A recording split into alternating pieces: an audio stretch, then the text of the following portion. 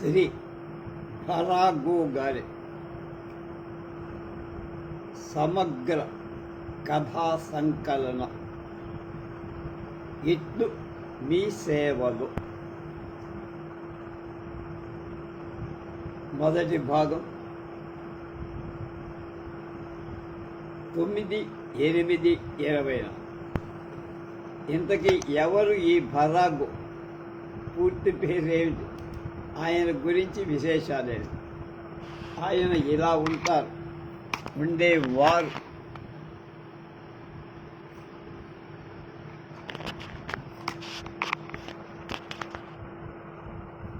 విజయనగరం జిల్లా పుష్పగిరిలో 1932 ఫిబ్రవరి 6న ధమిడిపాటి రామగోపాలం గారు జన్మించారు. నాన్న పేరు సూర్యనారాయణ, ఎలిమెంటరీ స్కూల్ టీచర్. ఆయన అమ్మ సూరమ్మ. 2 తమ్ముళ్ళు. నాన్న ఉద్యోగరీత్యా అనేక ఊళ్ళు తిరిగేవారు. విజయనగరంలో స్థిరపడి 5వ తరగతి వరకు నాన్న ఇంటి దగ్గరే చదువు. Alamanda higher high school elementary స్కూల్లో 6వ తరగతి చదివారు. 1951లో BA భాగల్పూర్ యూనివర్సిటీ నుంచి, అట్లాగే Andhra university MA English, MA Telugu చేశారు.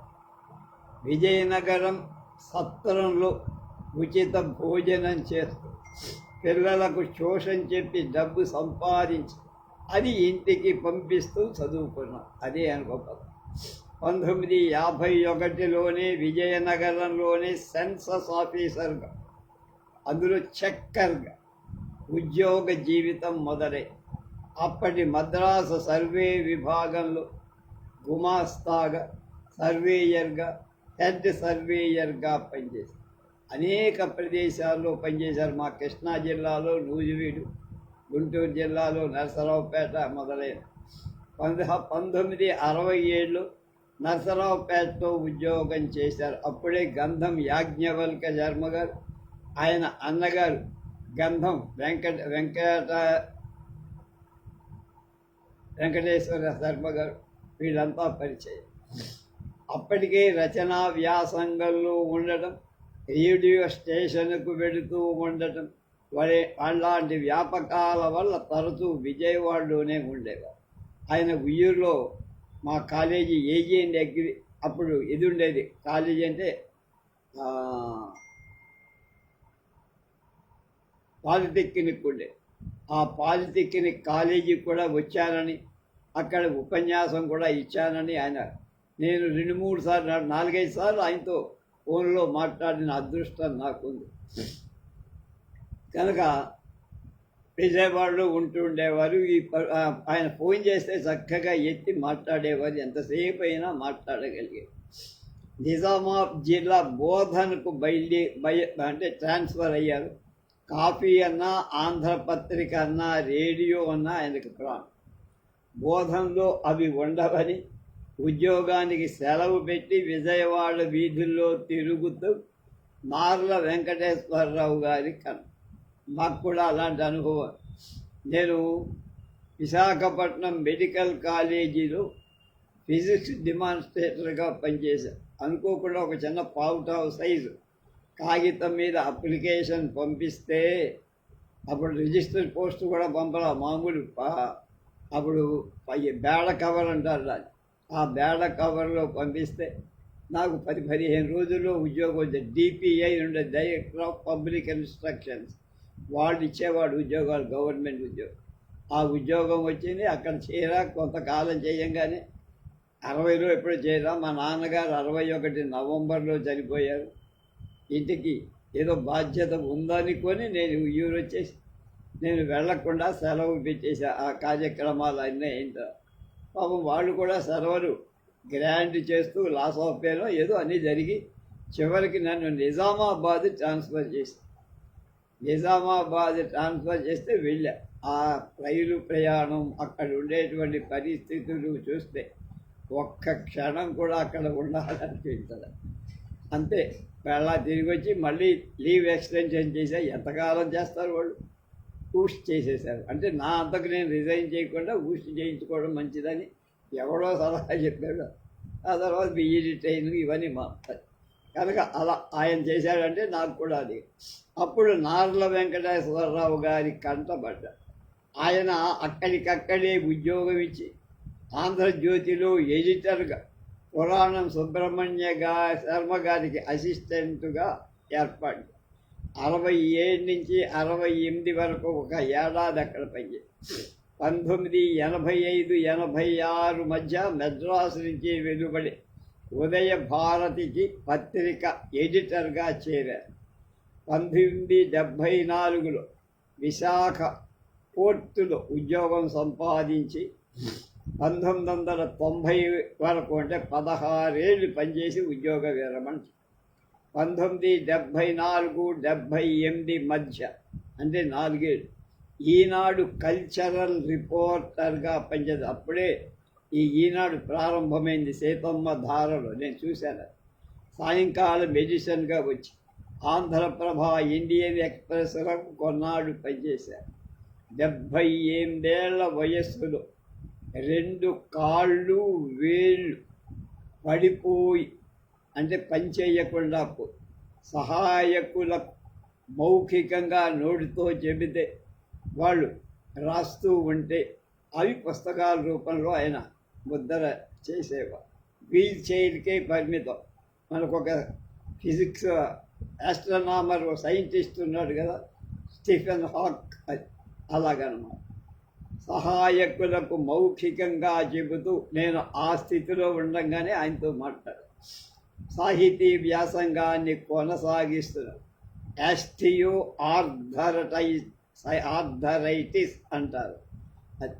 అలా 2 కాళ్ళు పని చేయటంలా 2004 నుండి కాలి వేళ్ళు, చేతి వేళ్ళకు కూడా తిమ్మిది. ఇంటా బయట చక్రాల కుర్చీలో.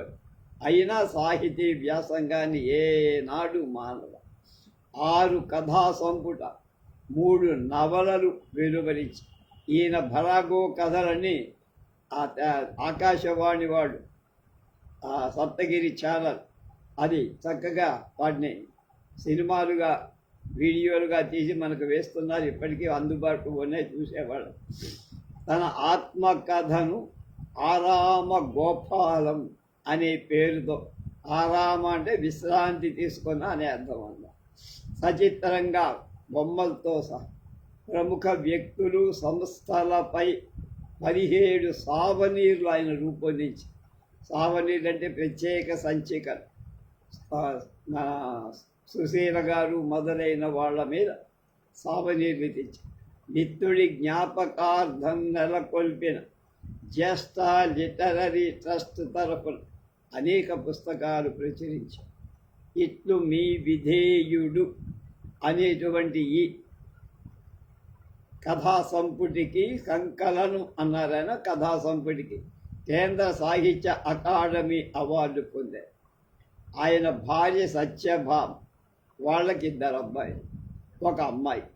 49 ఏళ్ళు భార్యతో చక్కగా కాపురం చేసి తర్వాత భార్య చనిపోయి, ఆరోగ్యం వల్ల శరీరం, పిల్లల దూరంగా ఉంటారు కదా, శరీరం సహకరించకపోవటంతో ఇంట్లో అప్పటిదాకా వంట చేసేస్తున్నటువంటి ఆవిడని వాళ్ళ కుటుంబాన్ని అడిగి, తన అబ్బాయిల్ని అమ్మాయిల్ని కూడా అడిగి పరస్పర అంగీకారంతో పెళ్లి చేసుకున్నారు. ఆయన తన పెన్షన్ అంతా ఆ అమ్మాయికి, ఆవిడికి, తను చనిపోయిన తర్వాత పెన్షన్ అంతా ఆవిడికే దక్కేటట్టుగా రిజిస్టర్ విల్ కూడా చేశారు. అంత సంస్కారే.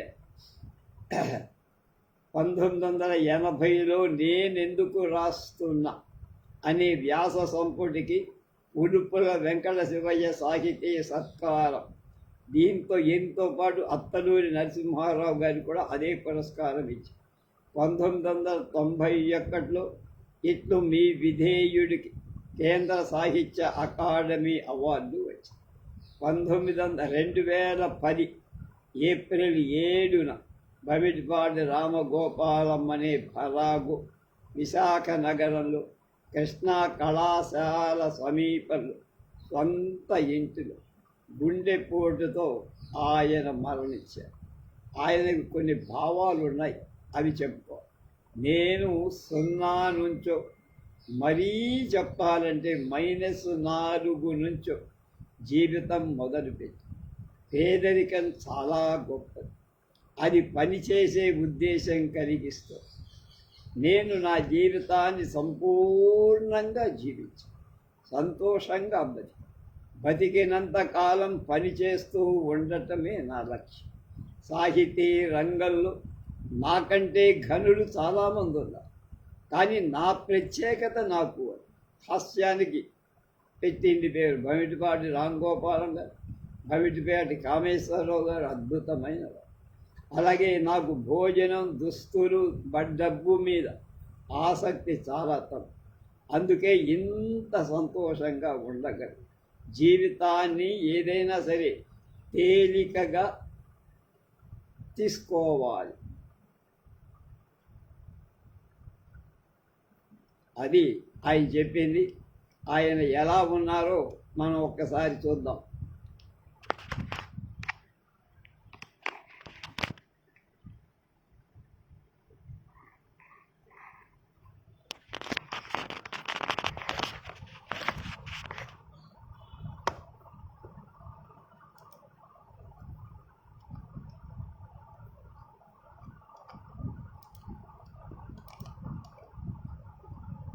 విశాఖ సాహితి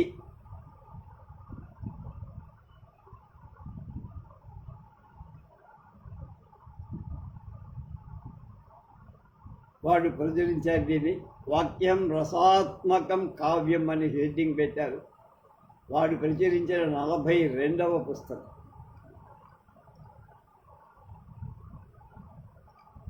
₹100 ఖరీదు. మాటలలో, చేతలలో పవిత్రతను, చిత్తశుద్ధిని విడకుండా ఎక్కడ విధి నిర్వహణ చేస్తే అక్కడ బలి అని అనిపించుకు నిబంధనలు పాటిస్తూనే సమాజానికి సేవ చేస్తూ తెలుగు జనం గర్వపడే అతి కొద్ది మంది కర్మ ఋషులలో ఒకరుగా స్థిరపడిన పత్రి వెంకటకృష్ణ ప్రసాద్ గారికి ఈ పుస్తకాన్ని బహుశా అంకితం చేసి ఉండాలి. ప్రేమతో భరాగో అని అంకితం చేశారు. ఇంకా ఆయన చెప్తున్నారు కొన్ని మాటలు. నాకు గుర్తున్నంత వరకు నేను రాసిన కథలు 120 దాకా ఉంటాయి.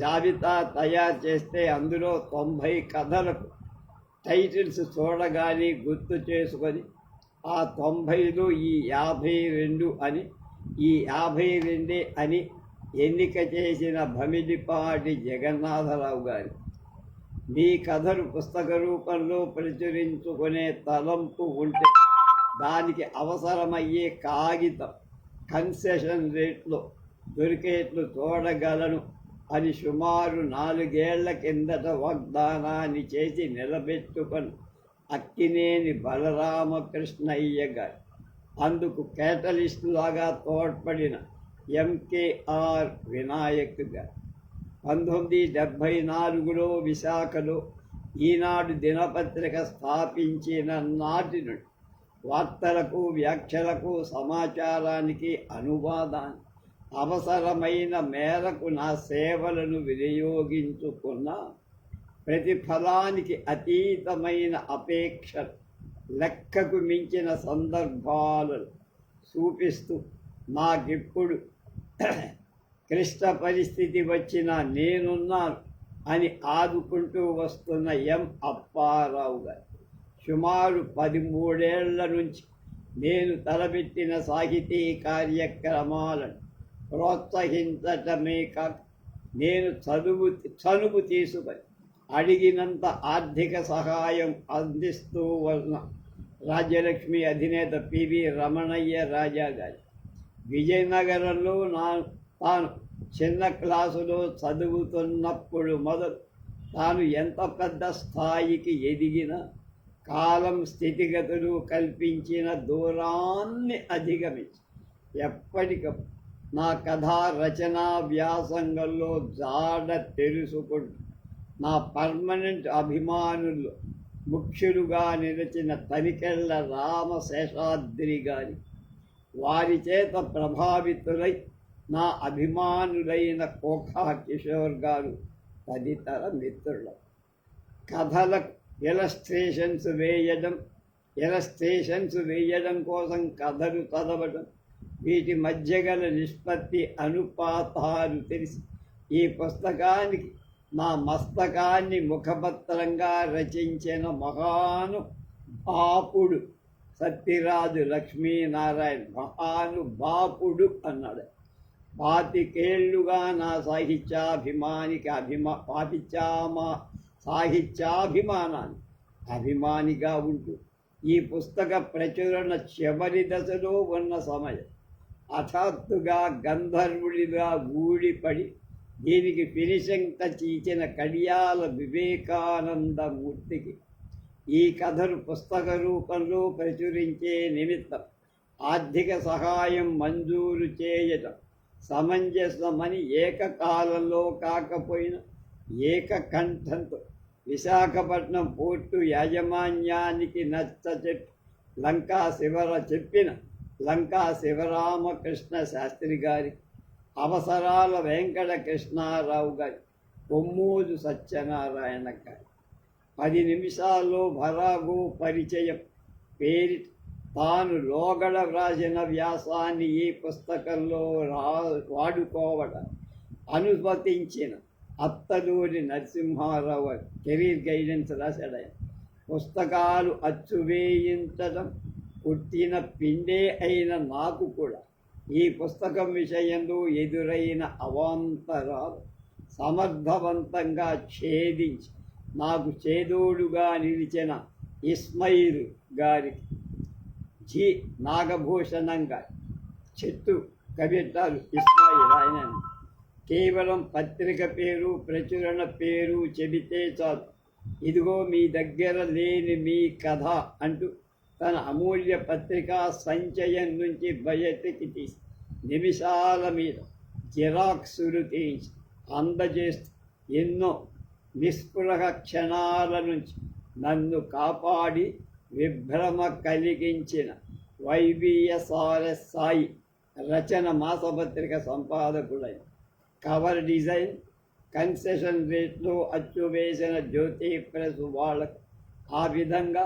మాట సాయం చేసిన అలనాటి జ్యోతి పక్షపత్రిక తెనాలి సంపాదకుడు ఆలపాటి రవీంద్రనాథ్ గారికి ఈ కథని తమ పత్రికల్లో తొలిసారిగా ప్రచురించిన సంపాదక మహాశయులకు మీ కథలన్నీ జాబితా వేసి వాటిలో మంచివి ఏది ఒక సమగ్ర కథా సంకలనం చెయ్యాలి అంటూ 8 ఏళ్ల నుంచి నన్ను కొరుక్కు తినేసి చివరికి సాధించి సంతోషించిన డిస్క్రీట్ రీడర్ రామడుగు రాధాకృష్ణమూర్తి గారు, రూపులు దిద్దిన వాడ్రేపు వెంకట సత్యప్రసాద్ గారి ఉమకి, అలాగే కనక లతకి, వాళ్ళిద్దరూ ఆయన దగ్గర పనిచేసేవాడు ఆడవాడు. టైం ప్రకారం వచ్చి ఆయన డిక్టేట్ చేస్తుంటే అన్నీ రాసేసి అవి ప్రూఫ్ కాపీ ఇచ్చేస్తుండేవాడు. నా మనపూర్వక కృతజ్ఞతలు భరాలు.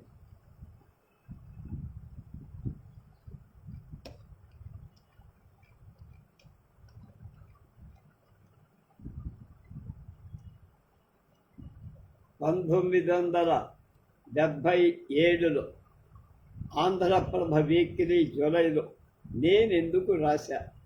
ఈ ప్రశ్నకు నాకు తెలిసినంత వరకు దాదాపు 15 ఏళ్ల కింద విశాఖ రచయితలు లేవదీశారు. నన్ను కూడా రాయమన్నారు. నేను ఆ రోజుల్లో నరసరావుపేటలో ఉద్యోగం చేస్తూ ఏదో కారణం చేత విశాఖ వచ్చి ఆలోచనని కలియబెట్టే రచనలు చేస్తున్న విశాఖ రచయితలు కొందరినైనా చూసి పలకరించి మాట్లాడగలిగితే బాగుంటుందన్న కోరికతో ఆ రోజు ఉండిపోయాడు. వివేకానందమూర్తి, తంబు రామవరపు వేణుగోపాలరావు, శ్రీరంగం రాజేశ్వరరావు, మడువాడ రాజేశ్వరరావు, మల్లంపల్లి కృష్ణారావు, శివర జగన్నాథరావు, నవులూరి వెంకటేశ్వరరావు, మల్లాప్రగడ రామారావు కొత్త తరంలోంచి వచ్చిన శక్తివంతులైన రచయి. రాచకొండ విశ్వనాథ శాస్త్రి, అంగర వెంకటకృష్ణారావు, కీర్తిప్రియ, కాళీపట్నం కాళామాస్టర్ రామారావు, అంగర సూర్యారావు, జ్యేష్ఠ పూసపాటి కృష్ణం రాజు, మరివాడ కాంతారావు, మసూన, ఎం రామకోటి, గొల్లపూడి మారుతీరావు పాత తరం రచయితలు లబ్ధప్రతిష్ఠ. ఈ రెండు తరాల మధ్య శక్తి ప్రతిష్ట సమపాళ్లలో సమీకరించుకుంటున్న ముప్పాళ్ళ రంగనాయక్. అందరిలో రాచకొండ శాస్త్రి గొప్ప ఆకర్షణ. ఆయన ప్రభావం కొత్త తరం రచయితల మీద దిట్టంగా పడి, విశ్వనాథ శాస్త్రిలా రాయని జీవితం ఎందుకు అనుకునే కొత్త తరం రచయితలు ఎక్కువైపోయారు. ఇతివృత్తాలు ఎంచుకోవటం, ఉపమలు వెయ్యటం, శాస్త్రీయ ధోరణి మరీ కొట్టొచ్చినట్టుగా. శాస్త్రీయ ధోరణి అంటే రావిశాస్త్రీయం అన్న కొందరు రచయితల్లో కనబడిపోయి, అందుకు కూడా శక్తి కావాలి కనుక వాడు ఆకర్షణ.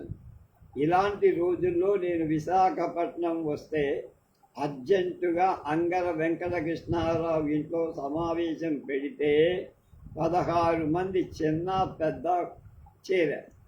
మీరెందుకు రాశారో చెప్పండి అని ఆ రోజున నన్ను అంగర వెంకటకృష్ణారావు ఆ సమావేశం తరపున అడిగి, ఈ మధ్య ఆ మీటింగుల్లో ఈ ప్రశ్న మీద మాట్లాడిస్తున్నా, అంచేత మీరు మీ సంగతి చెబితే బాగుంటుంది అన్న. విశాఖ రచయితలు అప్పటికే సామాజిక స్పృహతో మెరుస్తున్నారని నాకు తెలుసు. నాలో అలాంటి మెరుపేది లేదని నాకు తెలుసు, వాళ్ళకు. అందుచేత మీ సంప్రదాయానికి నన్ను బల్లి పెట్టకండి ప్లీజ్ అని అప్పటికి గండం తప్పించుతాను.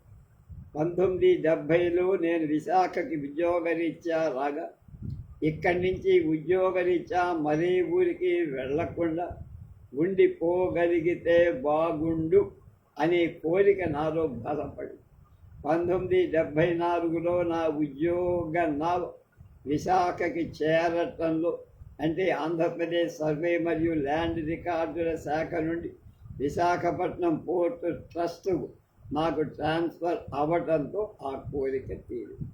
విశాఖ రచయితల సంఘం నేనెందుకు రాస్తున్నాను అనే శీర్షిక కింద కొందరు రచయిత చేత రాయించి ప్రసంగాల వ్రాత పాఠాల్లో కొన్ని వివేకానందమూర్తి ద్వారా నా దగ్గరకు వచ్చాయి. మరికొన్ని అత్తలూరి నరసింహారావు దగ్గర చేరి అతను ఇవన్నీ కలగలిపి పుస్తకంగా వేయిద్దాం అనే సంకల్పం వెలిబుచ్చటమే కాక, ఆ పుస్తకంలో నా వ్యాసం కూడా ఉంటే బాగుంటుందన్న. ఈ వ్యాస సంకలనానికి మనం సంపాదకులుగానే ఉందాం అని చెప్పేసి ఆ ప్రశ్నని రెండవసారి కూడా దాచేసి, ఎందుకు రాశాను అనే విషయం పాఠకుడికి రచయిత వివరించాలంటే ఏం రాశాడో తడుముకోవాలి.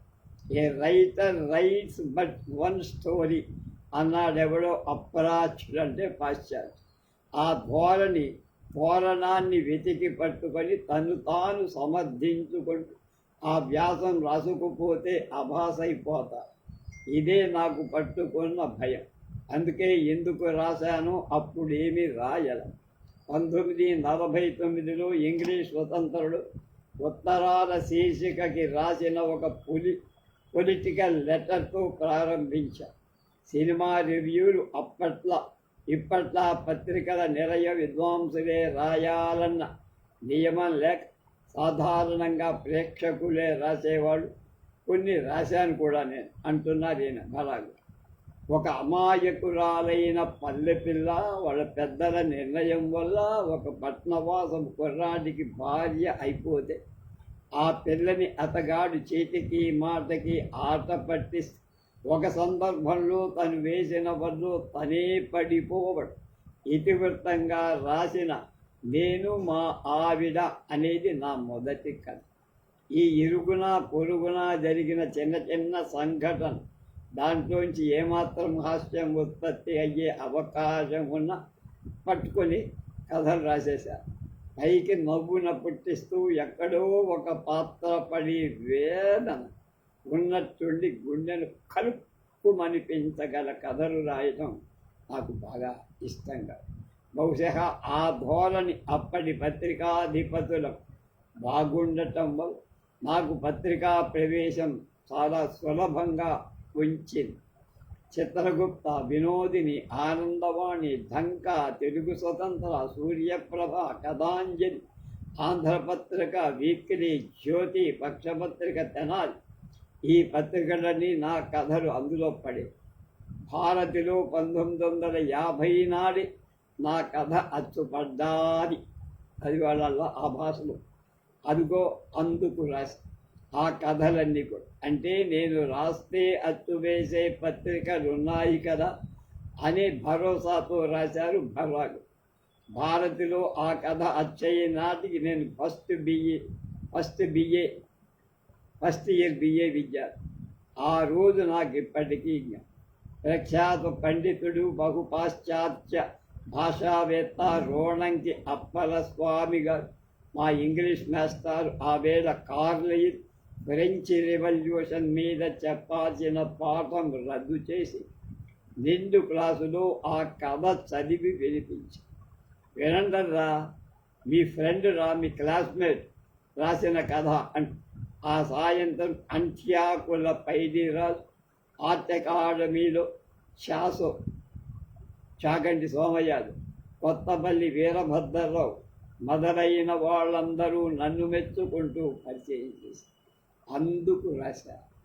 ఆనాటి కథలు, నేను రాసిన కథలు నా అధ్యాపకుల్ని మెప్పించగలుగుతున్నాయన్న ఆత్మవిశ్వాసంతో భారతిలో పడిన కథకు డబ్బు పంపారు.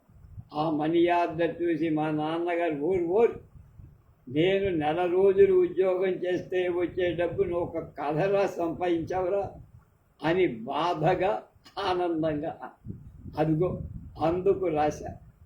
ఆ కథలు అంటే కథలు రాస్తే డబ్బు కూడా వస్తుందని రాశా. రచయితలకు డబ్బులు ఇవ్వకుండా ఎగేసే పత్రికలు ఇప్పటికన్నా అప్పుడు ఎక్కువ.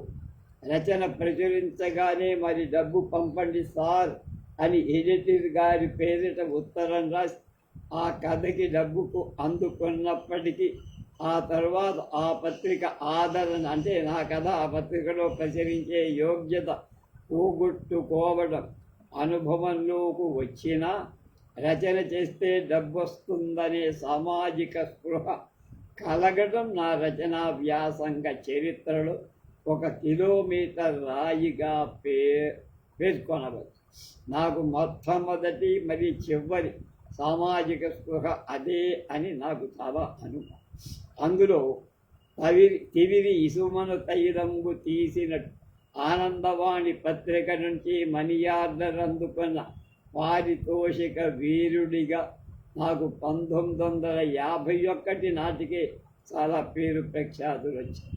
53 ప్రాంతంలో అకారణంగా ఆగిపోయిన ఆ కథన కుతూహల కొద్దిపాటి మినహాయింపులు తీసేస్తే బాపు, మొడపూడి వెంకటరమణ, నండూరి రామ్మోహన్ రావు, రావి కొండలరావు, విఏకే రంగారావు, వివి రాఘవయ్య సంపాదక మండలిగా 1963లో వెలువడిన జ్యోతి మాసపత్రికలో మళ్ళీ చెలరేగి.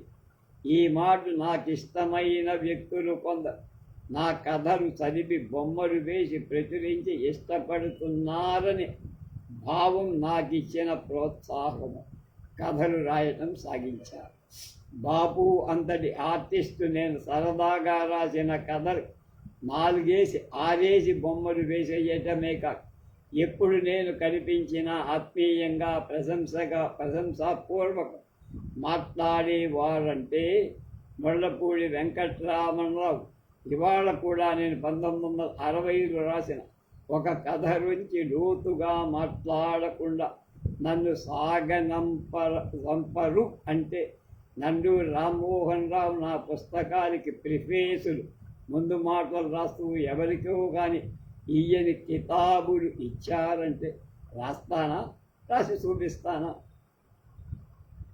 వాళ్లే కాదు, కథా సాహిత్యం గురించి అంతో ఎంతో తెలిసినవాడు, కల్పనా సాహిత్యపు లోతుపాతులను చవిచూసినవాడు అయిన సంపాదకులు, విమర్శకులు, పాఠకులు ప్రోత్సహించడం వల్ల కూడా నేను రాస్తాను.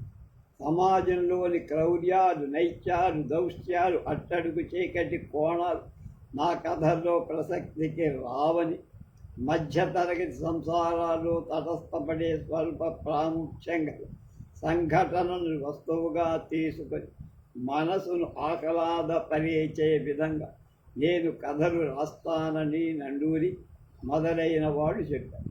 ఈ విశ్లేషణలో ప్రశంస ఉంది, విమర్శ కూడా ఉందా నాకు బాగా లేటుగా తెలుసు. పాఠకులకి వినోదం పోని ఆహ్లాదం, రచయితలకి ధన ప్రతిష్టలు మాత్రమే సాధించే రచనా వ్యాసంగం యావత్తు ప్రయోజన విహీనం అని కొట్టి పారేయగలిగ ప్రమాణాలు అమల్లోకి వస్తే నాతో పాటు చాలామంది రచయితలు, ఒకరు ఇద్దరు తప్ప రచయిత్రులందరూ బహుళే అయిపోయారు. వ్యాపారంలో లాభాలు చేసుకునేవాడు, రచనా వ్యాసంగంలో లబ్ధి పొందేవాడు ఒకటి అన్నది మాత్రం వాళ్ళు వీళ్ళు ఒకటే అన్నది.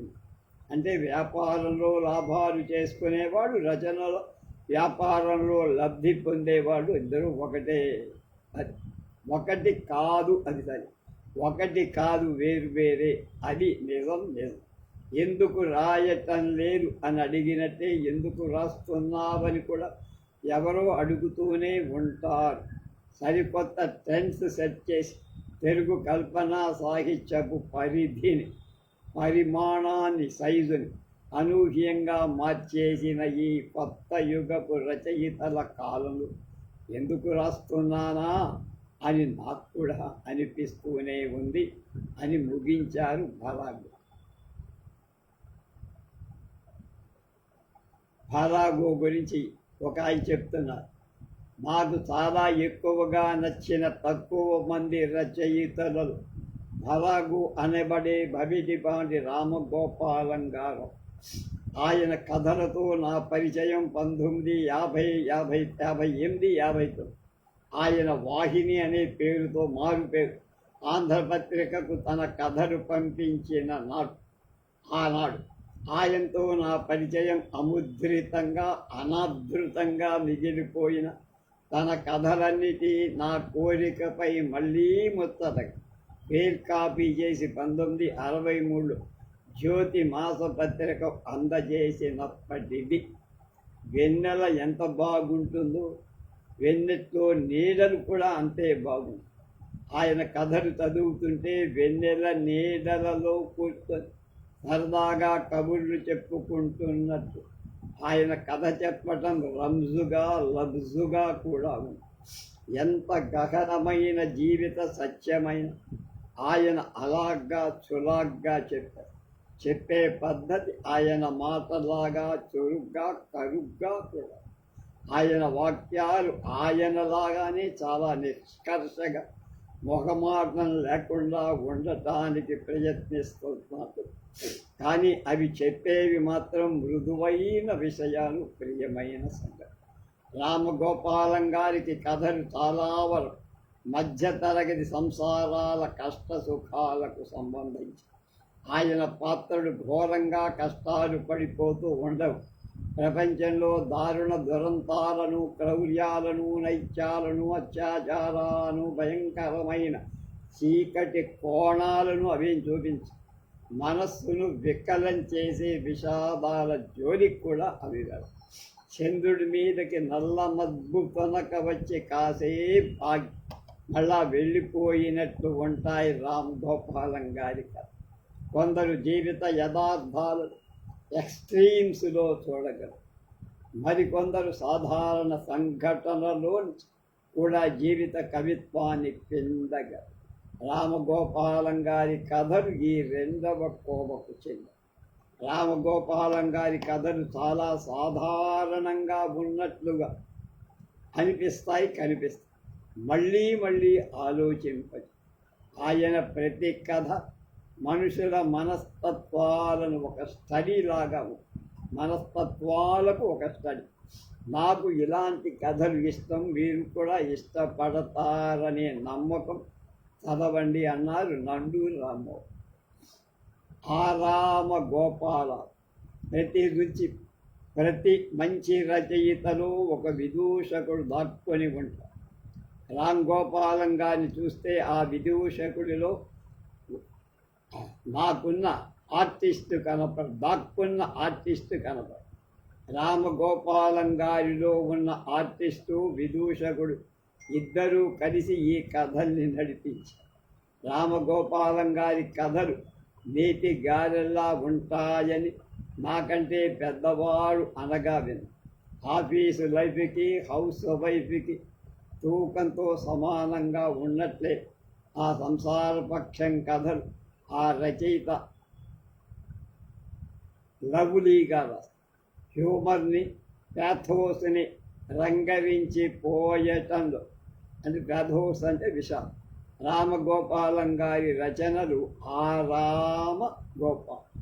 కఠిన శిక్ష కథలో సులోచన, సొంటి రాసినవి ప్రేమలేఖ అనే హ్యూమన్ డాక్యుమెంట్, ఎస్టేట్ కథలో అత్యున్నతమైన అనాలిసిస్లో చీకటి శ్యామల లాంటి అమ్మాయిని తప్పించుకొని భయంకరమైన గుర్తు, ఏకవీరలోని ట్రాజెడీ, అనివార్యంగా వెన్నెల నీడలోని ట్రాజెడీ నుంచి శ్యామలను రచయిత ఆ అనని వాక్యంగా కనిపిస్తుంది. ఈ సంఘటనలో శ్యామల, సరళ, కమల మొదలైన వీరంటే నాకు ఇష్టం. రామ్ గోపాలం గారు అద్భుతమైన బాణాలతో సహాయం కోసం ఎవరినైనా వీరి సరద అద్భుతమైన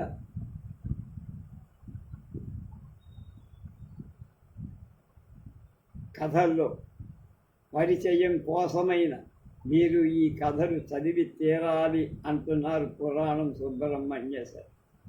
ఆంధ్రప్రభ దినపత్రిక విజయనగర ఎడిషన్ 1985 ఆగస్టు 3వ తేదీ ప్రచురించిన వ్యాసంలో ఈ తరువాత భోగట్టాలు చేసి 10 నిమిషాల్లో భరాగు పరిచయం. భరాగు అని వెనకాల పేరు రాసి ఉన్న ఓ డొక్కు లూనా మీద ఇంకా డొక్కు కాని భరాగు వెడుతూ ఉంటారు. పిచ్చి బట్టలు ఒంటి మీద తగిలించుకొని ఉంటారు. ఓ మాసిన సంచి సంకన మోస్తా, సగం బట్ట బుర్ర చేసుకొని ఒంటి మీదంతా నెరిసిపోయి ఉంటారు. కాస్త లావు మీద పొట్టగా, కాస్త పొట్టిగా ఉంటారు. ఏమాత్రం గర్వం లేకుండా ఉంటారు. కొత్త వారికి కాస్త వెర్రిబాగులాడిలా ఉంటారు. కడుపుబ్బా నవ్వేట్టు కబర్లాడగలరు. పగలబడి నవ్వేట్టు పన్నింగ్ చెయ్యి. పన్ను కూడాను పియ్యూయ. అప్పుడప్పుడు గాత్ర సాధన చేస్తూ ఉంది. బడ్డీ కొట్ల మీదకెళ్ళి తనకిళ్ళి తనే స్వతంత్రంగా, చనువుగా, తృప్తిగా కట్టుకుంటూ ఉంది. మంచి భోజనం అంటే మహదానం, మంచి కాఫీ పెట్టడం మహదానందం, మహా పసందుగా పెడతారు. కోక్ టీ కలిపి వచ్చిన వాళ్ళు ఇష్టంగా ఇస్తూ ఉంటారు. అక్షరాలు కుదురుగా, గుండ్రంగా రాస్తారు. విశాఖ రోడ్లన్నీ హడావిడిగా దొర్లిపోతున్నట్లు ఉంటారు. బండెడు పనులు బట్ట బుర్ర మీద వేసుకుంటారు. అరవ చాకిరిలో అప్పుడప్పుడు అలసిపోయినట్టు ఇళ్ల మధ్య ఊళ్ళ మధ్య బంతిలా తిరుగుతూ ఉంటారు. మనుషుల మధ్య సరిహద్దులు తెలిసి సంచరిస్తున్న వారిలా. అలాంటి భరాగు గారికి మంచి చదువరి అయిన నాన్నగారు ఉండటం అదృష్టం. ఇంట్లో సంస్కృతం, తెలుగు, ఇంగ్లీషు భాషల్లో క్లాసికల్ సాహిత్యం ఉండటం మరో అదృష్టం. భారతీ, చిత్రగుప్త, వినోదిని పత్రికలు ఉండటం ఇంకో అదృష్టం. పుష్పగిరి అందమైన పేరు గల ఊళ్ళో ఈయన పుట్టడం మరీ అదృష్టం. శ్రీరంగం గోపాలకృష్ణరత్నం గారి ఇంట్లో అద్దెకు ఉండటం మరీ అదృష్టం. వేణుగోపాలస్వామి ఆలయంలో ఉన్న ఊళ్ళో తన పేరు వేణు రామగోపాలం అవటం మరీ అదృష్టం. తండ్రి సూర్యనారాయణ గారు టీచర్గా ఉండడం, విజయనగరం శృంగవరపు కోట తాలూకాలు గ్రామాల మధ్య నడుస్తూ వెంట తిప్పుకొని చరిత్ర భాషా పాఠాలు చెప్పి తీర్చిదిద్దడం భలే భలే అదృష్టం. గోకర్ణ ఇంత సంప్రదాయం, సమకాలీన వాతావరణం మధ్య ఇన్ని అదృష్టాల మధ్య 6/2/1932 ఇంకొక 7 ఏళ్లలో ఆయన శత జయంతి వస్తున్నాం. పుట్టిన భమిడిపాటి రామగోపాలంగా 5వ తరగతి వరకు ఏ స్కూల్లో చేరకుండా ఇంటి దగ్గర తండ్రి గారి దగ్గరే ఇష్టం వచ్చినట్టుగా 6-7 తరగతులు ఆలమండలో చదివి 3rd ఫారం నుంచి BA వరకు విజయనగరం. ఎన్ని అదృష్టాలు భరించినా ఆర్థిక దురదృష్టం వెంటరాగా రిటైర్డ్ పెదనాన్నగారింట్లో పడేయటం, మహారాజా వారి సత్రంలో భోజనం, కాలేజీ ఫీజుల కోసం ఖాళీ ఉన్నప్పుడల్లా ప్రైవేట్లు చెప్పటం చేసేది. అలా చదివి ఇంటర్లో ఒకసారి దూకేసి 51లో BA పాస్. 1951లోనే మొదటి ఉద్యోగం 80 రూపాయలతో సెన్సస్ ఆఫీసులో చక్కరగా విజయనగరంలో వచ్చిందని, 6 నెలలు చేసిన తర్వాత 51 చివరిలో అలనాటి మద్రాసు గవర్నమెంట్ సర్వే డిపార్ట్మెంట్లో గుమాస్తాగా విజయనగరంలోనే వచ్చి ఈయన లెక్కల పనితనం దస్తూరి చూసి 1953లో సొంత డిపార్ట్మెంటు వాళ్ళే సర్వేయర్గా వేసేసుకున్నారు. 1957లో జిల్లా సర్వేయర్గా ప్రమోషన్ పొందారు. అక్కడి నుంచి 74 వరకు విశాఖలో, అంటే 17 ఏళ్ళు అన్నమాట. విశాఖ, శ్రీకాకుళం, తూర్పు, కృష్ణా, గోదావరి, ఖమ్మం, నల్గొండ, హైదరాబాద్ జిల్లాలు చుట్టేశారు.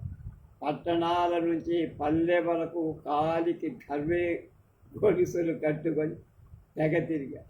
74లో BK రావు గారి పుణ్యమా అని ఉద్యోగ నావ విశాఖ రేవుకు చేరగా విశాఖపట్నం పోర్ట్ ట్రస్టులో డిప్యూటీ ఇన్స్పెక్టర్ ఆఫ్ సర్వేగా చేరి పోర్టు భూముల్ని కొలుస్తున్నారు. భరాగో గారు అలా భూదేవిని కొలవక ముందే ఇంటర్లో ఉన్నప్పుడు సరస్వతీదేవిని కొలిచారు. 1948 ఆగస్టు 15 మొదటి స్వాతంత్ర దినోత్సవంలో సంఘ సంస్కరణ చట్టాల పాత్ర మీద వ్యాసన రచన పోటీల్లో వ్యాసమే కథలా రాస్తే మొదటి బహుమతి వచ్చి మొదటి రచయి కూర్చుంది. మొదటి రచన అయ్యింది. అలా మొదటి వార్షికోత్సవంలో మొదటి బహుమతి వేళ స్వాతంత్ర్యంతో పాటు రచనా స్వాతంత్రాన్ని సంపాదించి స్వాతంత్ర సౌభాగ్య రథం కదిలినట్టుగా రచనా సౌందర్య రథం కదిలించి దాంతో మొట్టమొదటి కథగా 1-2-49 ఆంధ్రపత్రికలో నేను మా ఆవిడ అనే కథ రాసి ఇది విద్యార్థిగానే పెళ్ళి కాకముందే ప్రచురించి ఆ ఉత్సాహంతోనే 50లో పిచ్చిక కథ రాస్తే భారతిలో ఆవిడ పడింది. తర్వాత 8 ఏళ్లకే భారతి, 18 ఏళ్ళకు భారతి వరించిన హరోగా గారి విజయనగరం పెద్దలకు కూడా వరించి వన్నెలోకి తెచ్చి 7/4/50 నాడు రోణంకి అప్పరస్వామి గారు మాస్టారు క్లాసుకు వచ్చి పాఠం చెప్పకుండా పిచ్చిక కథ చదివి కథ ముగింపు గురించి చర్చించి క్లాసులో ఉన్న రామగోపాలం గారిని సాయంకాలం అంత్యాల పైడిరాజు గారి ఆంధ్ర ఆర్ట్ అకాడమీ దగ్గరికి రమ్మను, తన మిత్రులకు ఆ కథ చదివి బెదిరించమన్న. అలా మాస్టారు ఆదేశించగా ఆనందం ఆవేశించగా పిచ్చికని సంకర పెట్టుకొని పెద్దల దగ్గరికి పిచ్చికలాగా వెళ్ళి అక్కడ అకాడమీ ఆవరణలో రోణంకి, చాసో, నారాయణ బాబు, పువ్వాడ శేషగిరిరావు, నెడదబోలు లింగమూర్తి, కొత్తపల్లి వీరభద్రరావు, పైడిరాజు పరివేష్టించి కథ వెళ్ళి కిచకిచల గుర్తింపు తప్పుళ్ళు కితకితలు అభినందనలు చేసి అక్కడ నుండి అలాగూ చాసో పట్టులోకి వెళ్ళారు. ఆ సంవత్సరంలో ఆ ఉత్సాహమే తెలుగు స్వతంత్రలో కొన్ని కథలు రాయించి వాళ్ళు ఏమీ డబ్బు ఇవ్వకపోయినా ఆ పట్టి తిన్నగా కాసా సుబ్బారావు గారికే ఉత్తరం రాయి. ఆ ఉత్సాహమే కాసా నుంచి వెంటనే ఉత్తరాన్ని పారితోషికాన్ని ఆ పట్టే పత్రికల చేత పారితోషికాన్ని ఇప్పించే సంప్రదాయం ప్రయత్నపూర్వకంగా చేయి. దాంతో అక్కడి నుండి పత్రిక ఈయన కథల్ని వేసుకోవడం విరమించేసి ఆ తర్వాత 51లో బిఏ పరీక్షల తర్వాత బతుకు తెరువు కోసం రాజమండ్రిలో కొద్ది రోజులు ఉన్న తెరువు కానక దాని తోతక కథలు రాస్తూ నవల తలపులు ఏకంగా తెరిచేశారు. అప్పుడే కొండ పెంకులు అనే నవల రాసేశారు. వెంటనే ఆంధ్రపత్రిక వాడు తొలి నవలని సీరియల్గా వేశారు. 1951లో వరకు రాసిన కథలు నవల తన అసలు పేరుతోనే ప్రచురించి 51లో ఎప్పుడైతే గవర్నమెంట్ సేఫ్ మొదలైందో అప్పుడే పేరులో మార్పు తీసుకొచ్చి బ్రిటిష్ వాళ్ళు పెట్టిన ఓ రూలు వల్ల ప్రభుత్వ సేవకులు సాంస్కృతిక కార్యకలాపాలు పాల్గొనకూడదు కనుక, పాల్గొంటే ముందే అనుమతి పొందాలి కనుక, దానితో ఆదాయం ఉంటే 3వ వంతు ప్రభుత్వానికి కట్టాలి కనుక ఆ రూలు తెల్లదొరల వాళ్ళ పరిపాలనలో పెట్టిన స్వాతంత్రం సంపాదించిన తర్వాత కూడా 1963 ఏప్రిల్ వరకు ఆ రూలు. ఆ తర్వాత కళ్ళు తెరిచి రద్దు చేయటం వల్ల అసలు కథలు బయటపడి ఆ రూలు ఉండటం వల్లే 60లో ఆంధ్రపత్రిక కథల పోటీలో పాల్గొనటానికి గుంటూరు జిల్లా కలెక్టర్ అనుమతి తీసుకు అప్పుడే వెన్నెల నీడ కథ రాస్తే 2వ బహుమతి వచ్చింది. ఇది తప్ప ఆ రూలు ఉన్నంతకాలం వాహినిగానే ఉండి భవిష్యవాడి రామగోపాలంగా మళ్ళీ పునర్దర్శనం చేశారు. ఒక పక్క తను రచయిత అవటం పట్ల నాన్నగారి అయిష్టత కోపతాపాలు రుచి చూస్తూ, ఇంకో పక్క పెద్దల ప్రేరణ వల్ల మధ్య పెరుగుతూ వడిబడిగా డజన్ల కొద్దీ కథలు ఎక్కువగా ఆంధ్రపత్రికలో రాసి 56 నుంచి 54 నుంచి 68 వరకు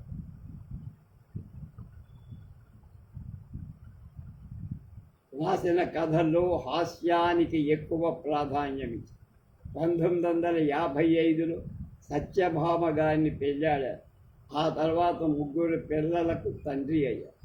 59 నుంచి 62 వరకు Aldous Huxley, Somerset Maugham, Oscar Wilde, Tolstoy, Graham Greene, Maupassant, O Henry, Chekhov పూర్తి నవలలు పూర్తి చేశారు. 63లో భాగల్పూర్ యూనివర్సిటీ ఇంగ్లీష్ ఎంఏ పరీక్ష చదివారు. 71లో ఆంధ్ర యూనివర్సిటీ ఎంఏ సెకండ్ క్లాసులో పాస్ అయ్యారు. 77లో మనోధర్మం కథకి 2వ బహుమతిగా చక్రపాణి అవార్డు పొందారు. 81లో రాజీ నవల సత్యభామ పేరుతో రాశారు.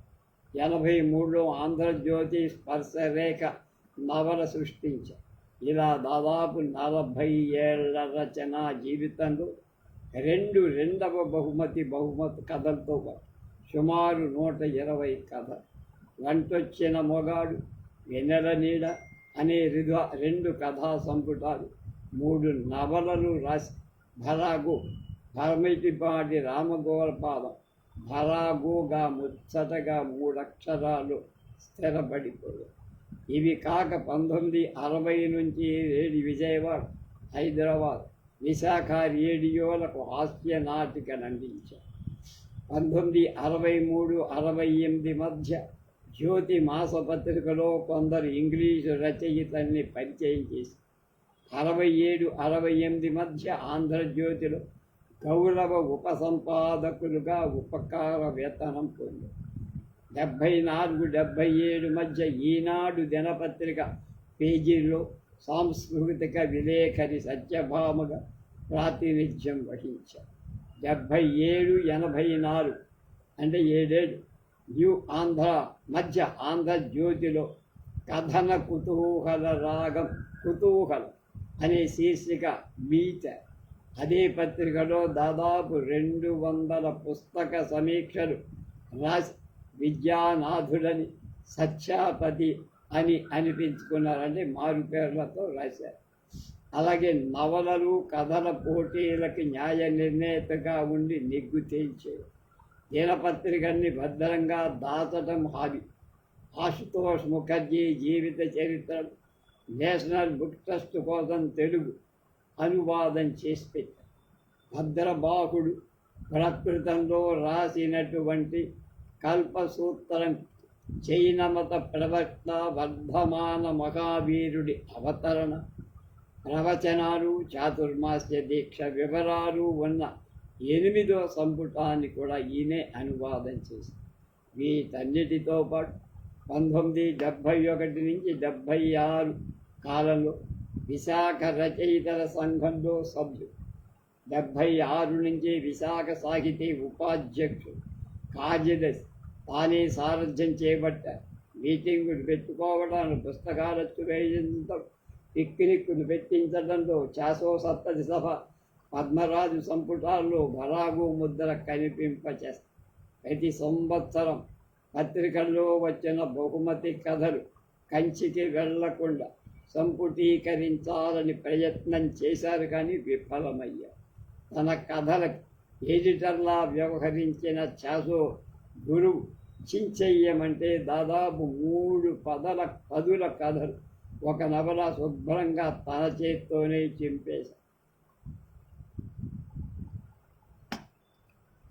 తెలుగు రచయితల్ని కలవడం, సావనీరు అచ్చుగుద్దించడం, వాటికి ప్రకటనలు పకడ్బందీగా రాబట్టుకోవడం బరాగు గారి బలహీనత.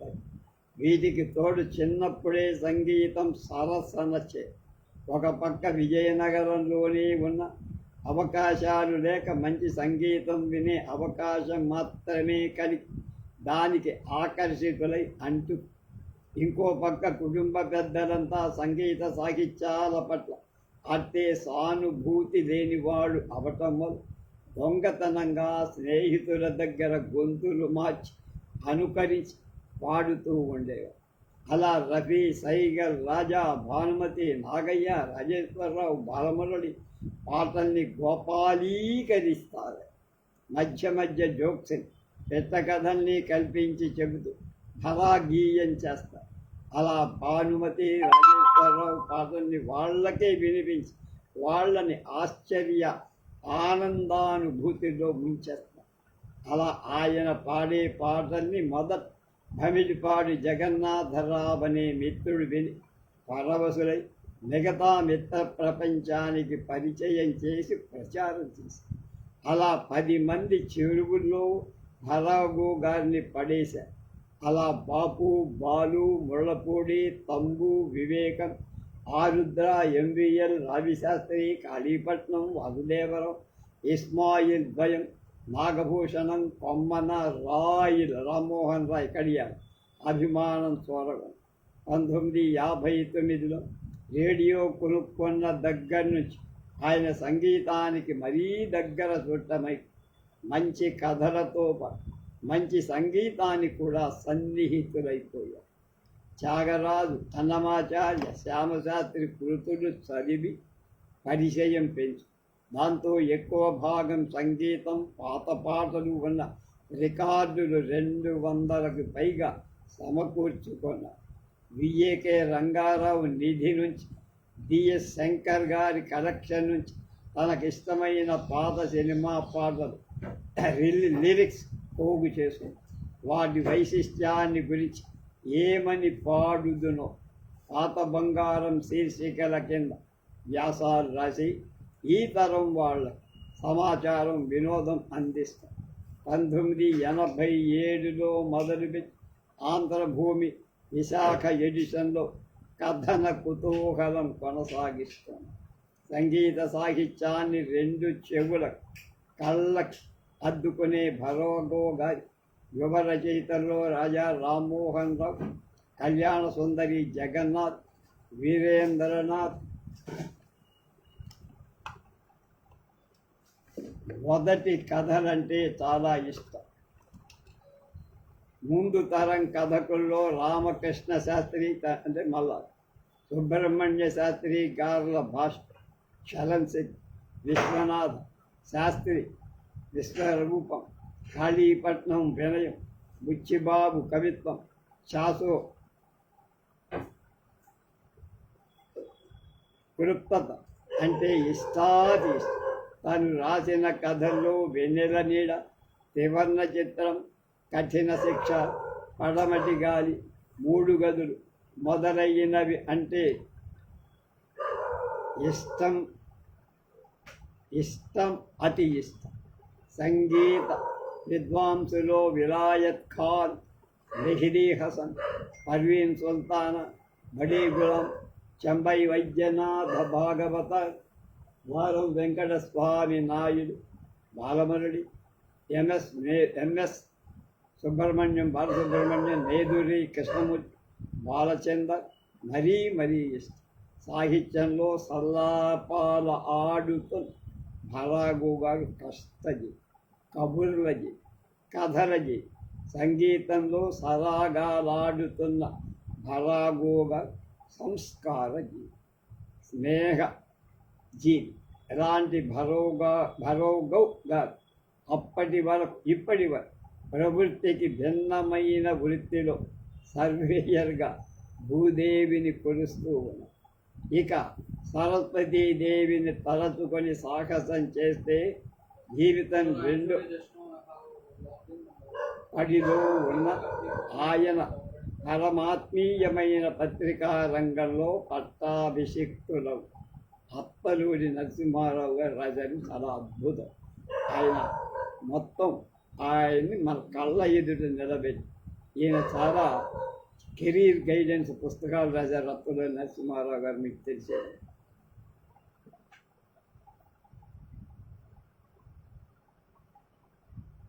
శృంగార సర్పం పలుకు తేనెల తల్లి పవడించెను, కలికి తనముల విభుని కలసినది గాన. అది అన్నమాచార్యుల వారి మధుర గీతం. ఆ గీతం ఇక్కడ అనువర్తించదు. ఈ లక్ష్మి కూడా పవడించింది, కానీ కలికితనం లేదు, కరుకుదనం. అలసి సొలసి కలికి రూపం ఆర్పివేయగ కోర్కె దీపం, నిదురరామిని మా భవునికి చెదరే మది ఎంతో. అది ఎవరో పూర్వ కవి గీతంలోని శకల ముక్క. రాఘవుడు మంచం మీయించి లేచాడు మొదటి కథను. లక్ష్మిని చూద్దామని అంతకుముందు వెలిగించిన 0 వాట్ దీర్ఘం ఆర్పేసి 11:30 గంటలకు ఆ రాత్రప్పుడు డాబా మీదికి. 2 ఏళ్ళైనా సరే ఎందుకో లక్ష్మికి ఈ రసం అనుభవైక వేద్యం కాదు. నా నుంచి ప్రయత్న లోపం ఏమి లేదు అని 590వ స్థిరంగా నిశ్చయంగా అనుకున్నారు. ఎవరది రాఘవులేనా ప్రశ్న విధి పక్కించి డాబా మీదికి చూసి ఆ పలకరింపు అమీర్ అహ్మద్ది. నేనే అమీర్ అని. ఏం కథ నిద్ర రాలేదా? నీలాగానే అన్నారు. నాతో పోల్చుకోవడం అంత ఆరోగ్యం కాదు భాయ్. అమీర్ తప్పుడు చేస్తున్నారు. ఇటువైపు వచ్చేస్తావా? బల్ల తెస్తానుండు అన్నాడు. ఆ 2 డాబాలకి బల్లేస్తే ఒకదానికి పక్కనే ఉన్న ఆ 2 డాబాలు ఒకే ఎత్తు కనుక కింద గదులు ప్రహరీ గోడకు 5 అడుగుల దూరం ఉండేటట్టుగా కట్టిన డాబాలు 2 కూడా 3 అడుగులు పక్కింటి వైపుగా వ్యాపించేట్లుగా కట్టుకున్నారు. 2 ఓనర్లు ఎవరికి వారు. అప్పుడెప్పుడో చిన్నప్పుడు ఒకే గదిలో ఉండి ఒకే కాలేజీలో ఒకే క్లాసులో ఉంటూ 4 ఏళ్ల పాటు చదువుకున్న ఆ స్నేహితులిద్దరు వేర్వేరు రకాల ఉద్యోగాలు చేసుకుంటూ 15 ఏళ్ల పాటు ఎడవాసి మొన్న ఈ మధ్యనే మళ్ళా ఇక్కడ కలిసి వాళ్ళిద్దరూ ఈ ఊరికి ఉద్యోగరీత్యా చేరింది 1 నెలలో. ఇద్దరూ ఈ పేటలోనే అద్దె ఇళ్ల కోసం వేట సాగించి కాకతాళీయంగా పక్క ఇల్లు నిరుపు చేసుకున్నారంటే కట్టుకున్నారు. పక్క ఇంట్లో ఎవరున్నారో తెలుసుకోకపోవటం నాగరికమైన. అలా 4 రోజుల కన్నా ఆగలేకపోయాడు. కారణం, రోజు తన కాలేజీ నుంచి ఇంటికి వచ్చేవాడు. ఒక స్పోర్ట్స్ సైకిల్ తొక్కుకుంటూ వచ్చే ఆ కుర్రాడు కాలేజీలో అప్పుడప్పుడు కనబడుతూ ఉంటాడు, గేదెల తొగల మధ్యని ఆవులాగా. కానీ అతగాడు తన స్టూడెంట్గా. ఆ కుర్రవాడితో మహమ్మదీయ లక్షణాలు ముందే కనపడ్డాయి. అమీర్ అహ్మద్ పోలికలున్నా కనపడటం లేదు. ఏమైతే అయిందిలే అని పలకరించాడు రాజు. జవాబుగా, మా డాడీ పోలీస్ ఇన్స్పెక్టర్, మాది భీమిలి, మా నాన్నగారి పేరు అమీర్ అహ్మద్ అని ఆ కుర్రాడు చెప్పాడు. నన్ను అదేనా అక్కలేదు అదే వచ్చిందా? 18 ఏళ్ళట, బిఏ థర్డ్ ఇయర్ చదువుతున్నా. పేరు కలాం. ఒక చెల్లెలు నూరున్నీసా 10వ క్లాస్ చదివి మానేసి. ఇంకో తమ్ముడు జఫ్రా అలీ 9 చదువుతున్నాడు. వాడు పుట్టినప్పుడే వాళ్ళమ్మ చనిపోయింది. అన్నీ విన్నాక అమీర్ని పలకరించాలని మరింతగా కలిగింది రాఘవుడు. కానీ ఒక హత్య కేసు దర్యాప్తులో చిక్కుకున్న అమీర్ ఆ మన్నాటి రాత్రి 11 గంటలకు కానీ ఇల్లు చాలు. ఎడబాటు భరించలేకపోయాడు రాఘు. ఇంటికి రాగానే రాఘవుల సంగతి కొడుకు చెప్పగా విన్నాడు అమీర్. కానీ ఆ 11 గంటల రాత్రప్పుడు రాఘవుని నిద్ర లేపటమా అని అనుమానంలో ఉంది. ఇంతలోనే పక్క ఇంటి గేటు దగ్గర నీలగా ఏదో శబ్దం వినిపించింది. ఆ పోలీస్ చెవుడు. రాఘవునికి ఆ మోటార్ సైకిల్ తప్పుడుతో పరిచయమై 15 రోజులు అయినా ఆ విలక్షణమైన ధ్వని అతన్ని ఎంతగా ఆకర్షించిందంటే అతను ఇదొకటి నేర్చారు. మధ్యలో లేచిపోవటం అన్న లక్ష్మి మాటల్ని ఖాతరు చెయ్యకుండా ఒంటికి లుంగి గట్టిగా చుట్టబెట్టుకొని ఒక గది తలుపు, ఒక వరండా తలుపు చేసి తల్లి మెలకువ రాకుండా జాగ్రత్త పడుతూ అమీర్ మోటార్ సైకిల్కి స్టాండ్ వేసే లోపులుగా తన ఇంటి గేటు దగ్గర ఉన్న డాబా మీద ఉన్న గదికి పక్కనే విడిగా స్నానపు గది, మరుగుదొడ్డి ఉండబట్టు అమీర్ ప్రైవేట్ రూపమైంది. మంచం, టేబుల్, ఫ్యాన్, రిఫ్రిజిరేటర్, పుస్తకాలు, బట్టలు, ఫోన్ కోసం ప్లగ్ సాకెట్ 360 రోజులు 24 గంటలు కూడా చేతి నిండా కనుక సరిపోయింది. కానీ లేకపోతే ఈ ఒంటరి బతుకు దుర్భరం బాయ్ అంట. పనిలో ఒత్తిడి కాగా ఎక్కువైనా బొత్తిగా ఖాళీగా ఉన్న ఆ గదిలో అతడక్కడే కూర్చొని మందు పడ్డా. ఎప్పుడైనా గాలి మళ్ళితే ఒక ఆడతోడు రప్పించుకోవటం కూడా. రాఘవుడు ఉన్నాడని తెలిసినప్పటి నుంచి సదరంగం ఆట సాగుతోంది. అమీర్ సదరంగంలో మంచి ఆశ్వీకం పట్టుమని 4 ఎత్తులైనా పడకముందే రాఘవుడి ఆటని పడగొట్టేస్తాడు. జీవిత సాధ్వవాకము విచిత్రగతిని పయనించు, అందులో నీ ఒక రెప్పపాటైన నెయ్యులతో సుఖమందువే మోదావకమంత కన్న కలదా మధుపత్రిక అందియుము సాకి వివరించదేలా తిలకింపని రేపులు రేయి జారిడిన్ అన్నటువంటి ఉమర్ ఖయ్యాం రుబాయి కవికోకిల రామరెడ్డి గారి తెలుగు శాతలో కమ్మని పద్యాలు చదవటం మొదలుపెట్టాడు. కమాస్, పూరబీ, దేశీ, ముల్తానీ, షెబాగ్, పీరు లాంటి హిందుస్థానీ రాగాలు, సంగతులు, దీర్ఘాలు మోపు చెయ్యకుండా భావానికి ప్రాణం పోస్తూ అతలా ఎన్ని పద్యాలైనా చదవగలడు. అంతేకాదు పారసీక మూలం నుంచి ఎడ్వర్డ్ ఫిజరాల్డ్ ఆంగ్ల అనువాదం నుంచి ఆ పద్యాలు ఎలా విలువడ్డాయో ఆ స్వారస్య వివరమేమిటో చెప్పి కవి కోకిల తీయని పలుకులను మెచ్చుకొని శకలాలుగా సమాసాలుగా దండాన్వయం చెయ్యగా అంతకుముందే రాఘవుడు ఆట అంతంత మాత్రం. ఇక దీంతో రేగిన కలత మరి. అంచేత రాఘవుడు అందులోనే విజృంభిస్తారు. రహిపుట్ట జంత్రగాత్రములు రాల్ కరగించు విమల గాంధర్వం విద్య మాకు అని అంటుంది మళ్ళా అరసాని పెద్దనగారి మను చరిత్రలో వరుధి.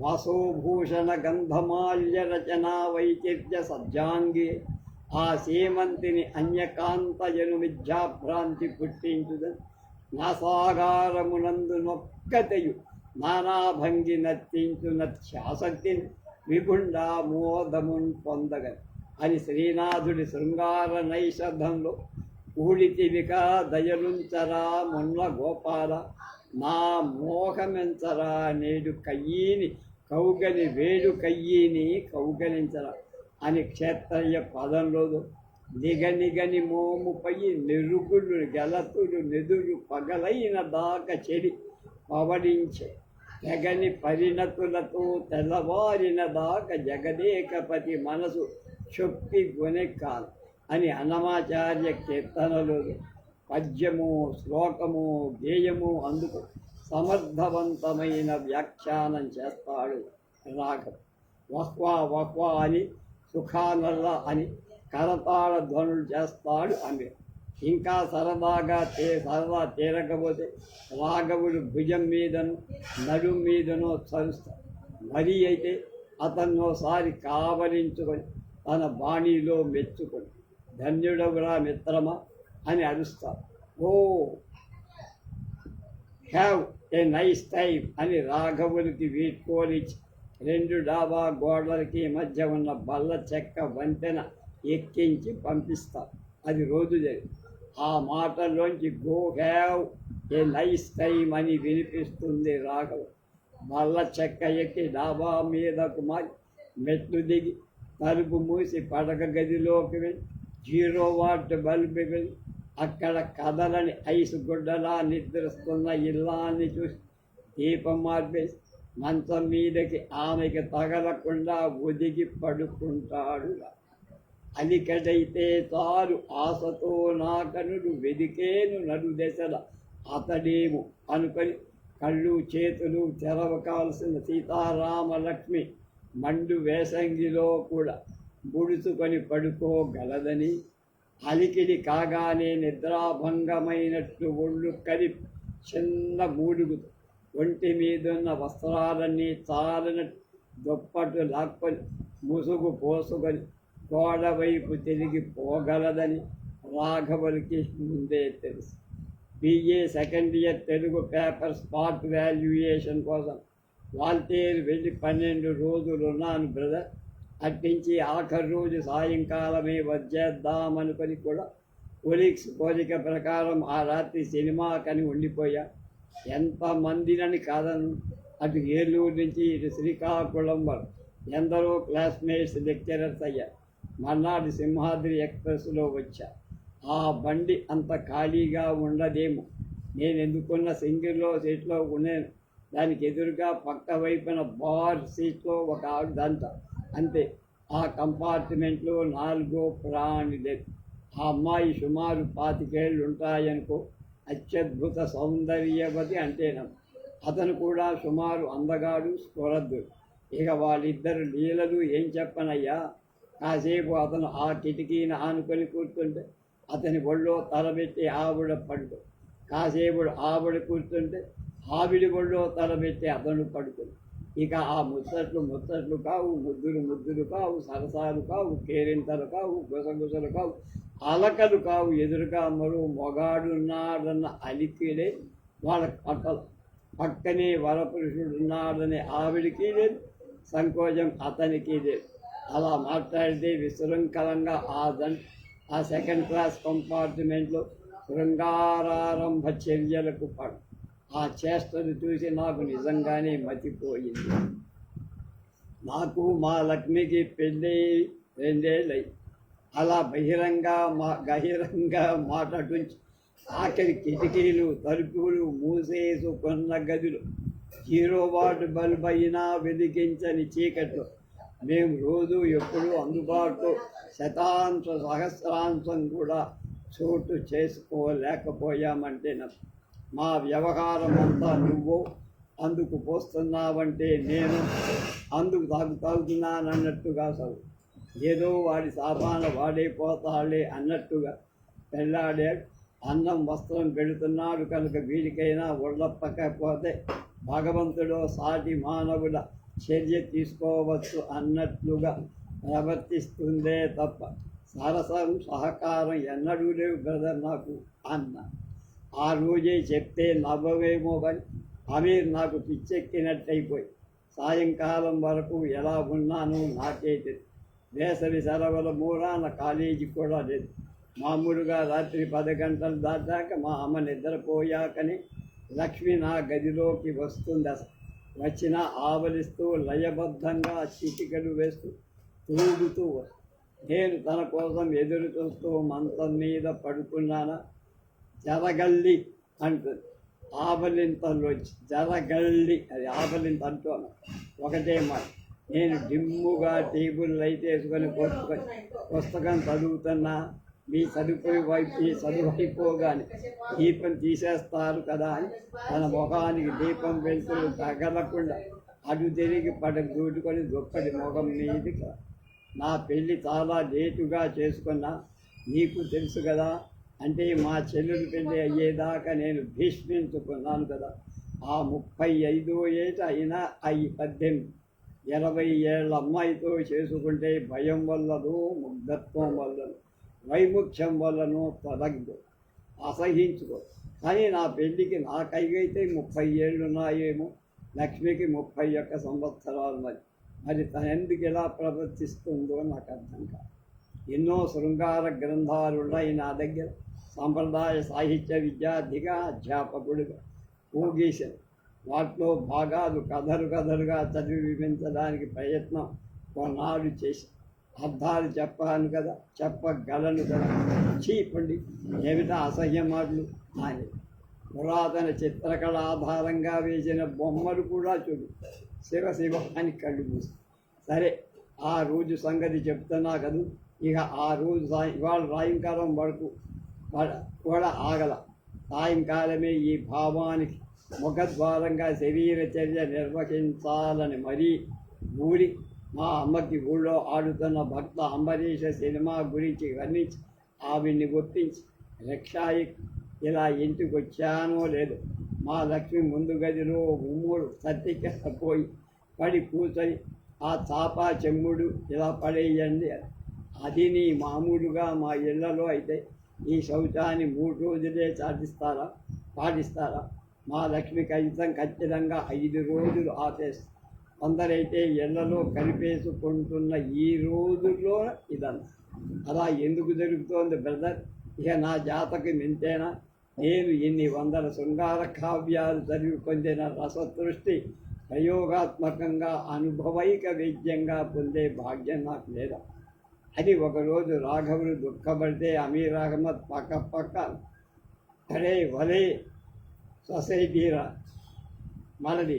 మా ముస్లింలో కూడా కొందరికి మగవాడి చేష్టలకు స్పందించేది తెలిస్తే విశృంఖలత్వం ఆపాదిస్తారని ప్రిజిడ్గా మిగిలిపోదు. నటిస్తారు తెలుసా? ఆ నవ్వు చాలా కాపీ నడిసాగింది. రేపు కలుద్దామని రాఘవులు లేచి, రేపు ఏ వేళప్పుడు కొంపకు చేస్తాను. మా ఎస్పీ దిగుతున్నాడు. నమస్కారం మాస్టారు. అబ్బా, దేవుళ్లాగా కనిపించారండి. రాఘవులు దిగ్భ్రాంతి చెందారు. అది ఎవరో మనుష్య మాతృలు చేసిన అభివాదం కాదు.